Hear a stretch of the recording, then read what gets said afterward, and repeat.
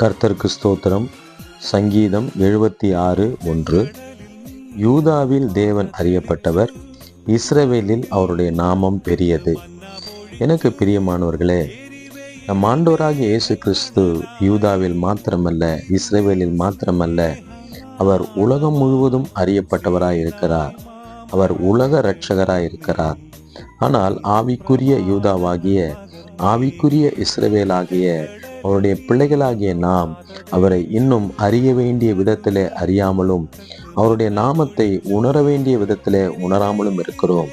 நம் தேவனாகிய ஆண்டவராகிய இயேசு கிறிஸ்துவை, சர்வ வல்லவரை, நேற்றும் இன்றும் என்றும் மாறாதவரை நாம் அறிய வேண்டிய விதத்தில் அறியும் பொழுது, அவருடைய நாமத்தை நாம் உணர வேண்டிய விதத்தில் உணரும் பொழுது, பெரியவராய் இருக்கிற அவர் சகல நன்மையான காரியங்களை நமக்கு செய்து அவர் ஆசீர்வதிக்க வல்லவராய் இருக்கிறார்.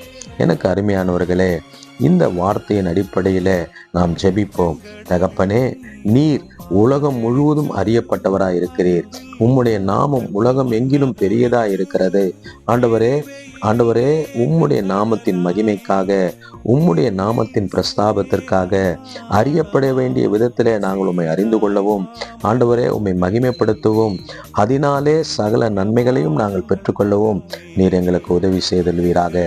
இப்பொழுதும் இந்த ஜெபத்தை கேட்டுக்கொண்டிருக்கிற ஒவ்வொருவரும், கர்த்தருடைய பிள்ளைகள் ஒவ்வொருவரும் உம்மை அறிய வேண்டிய விதத்தில் அறியட்டும், உணர வேண்டிய விதத்தில் உணரட்டும், உம்முடைய நாமத்தை அவர்கள் உணரட்டும்.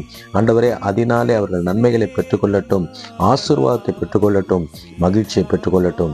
கர்த்தர் அவனமே செய்தபடியினாலே நன்றி சொல்லுகிறோம். இயேசு கிறிஸ்துவின் உன்னதமான நாமத்தில் ஜெபிக்கிறோம் தகப்பனே. ஆமேன், ஆமேன், ஆமேன். God bless you all.